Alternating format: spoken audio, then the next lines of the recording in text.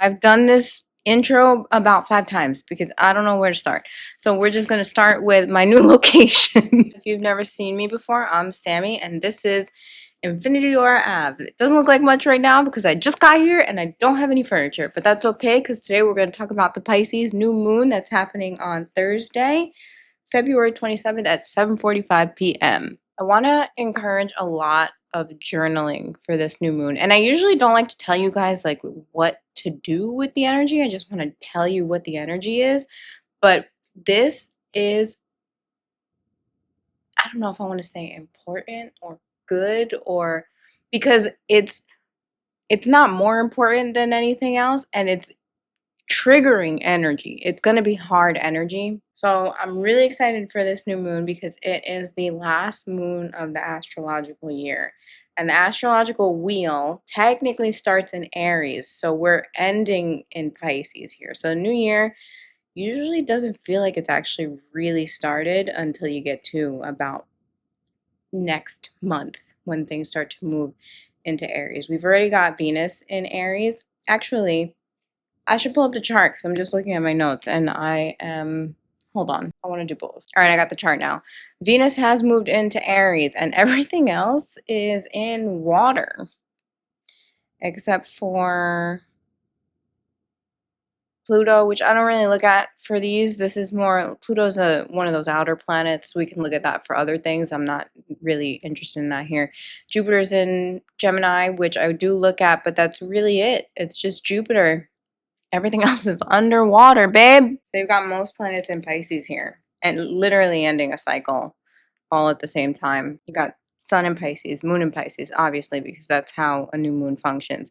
Saturn in Pisces, Mercury in Pisces, Neptune in Pisces. Venus just moved into Aries, but she's going to go retrograde and then she'll be back in Pisces at some point, pretty shortly, though. We'll talk about that when we get closer to that. So this new moon is in Pisces Decan 1. What does that mean? This is a Saturn-ruled decan. That means you want to ask yourself, what kind of discipline do I need to reach my goals? And also, what old systems am I still using that don't work for me anymore? And how do I revamp those? The first decan of Pisces also asks you to face your fears and not be so intimidated by the unknown. So ask yourself, how do you handle those fears of the unknown emotionally? And how does it affect the way you do things? And how do you improve on that? This moon is trine Mars, which just recently went direct. This is like the first time that you feel like, okay, things are happening. Things are finally moving. I had all these goals in mind for the new year. And if you've been listening to me and sticking with me, I'm telling you, it's been frustrating and you just have to focus like one step at a time. This is almost the first time where the universe is like, okay, you're allowed to just imagine the big picture and then run with it. And I don't mean run with it like it's going to happen right away, because things are still moving pretty slow. But I mean, run with it, like allow yourself to really believe those things and see how far you've come, what things need to be adjusted, and how things are starting to slowly move a little bit forward. You want to ask yourself how you can encourage yourself to move past these emotional roadblocks when fear and the unknown get in the way. And what is working for you? Because I'm sure you've had a glimpse of it. You have to know when you are self-aware and you start to do these things and pay attention, especially when you're working with astrology. Just because you know doesn't mean you're enacting it. And that goes for all of us. I'm guilty too. Okay. So really, the breadcrumbs are there. They've been there. And the new moon is almost like the realization of, let me try it this way, because I know that this way is not working.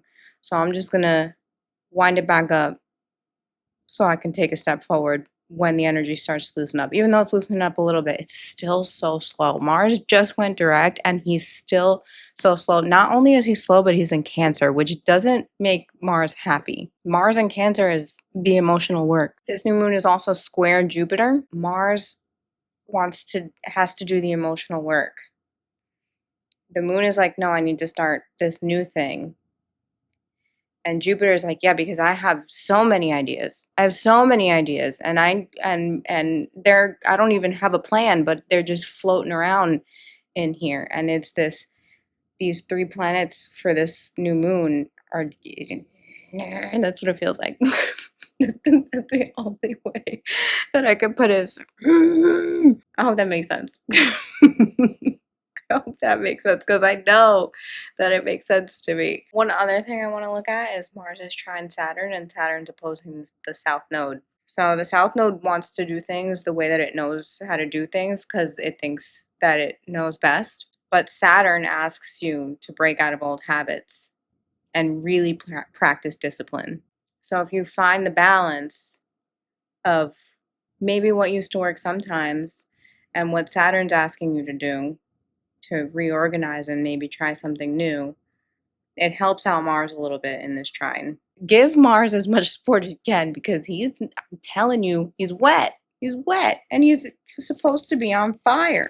There's a big feeling of being ready to move forward, probably for quite some time, but now it's like because Mars has gone direct, you can feel it a little bit more, like the breakthrough, but it's so slow that it's frustrating. Mercury is also in Pisces. Mercury in Pisces has very like dreamy thoughts or artistic thoughts, big ideas. And sometimes they don't even make sense because it lives in this illusion. Sometimes I feel like Mercury in Pisces reminds me a little bit of Mercury retrograde in that like communication's a little wonky. Things don't really, people are not saying what they mean. That doesn't mean that they're not trying, but that's just the energy right now.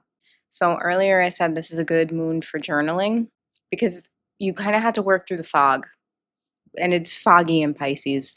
So what you want to do is sort out the ideas from the emotions, and then Mars will have a little bit support and be able to do a little bit more. Otherwise, Mars is going to be lost in this Cancer energy that he doesn't want to be in the first place, but he has to work through it.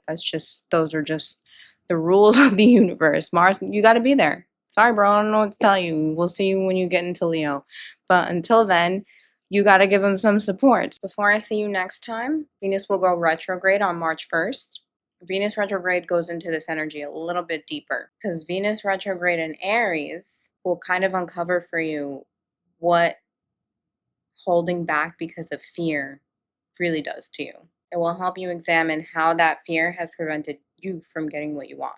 Now, I can tell you all of these things, and these things can happen, but if you're not paying attention and you're not using your awareness to work things out, and you didn't watch this video, you would have no idea and you would just be going through the motions. But hopefully I helped you out a little bit.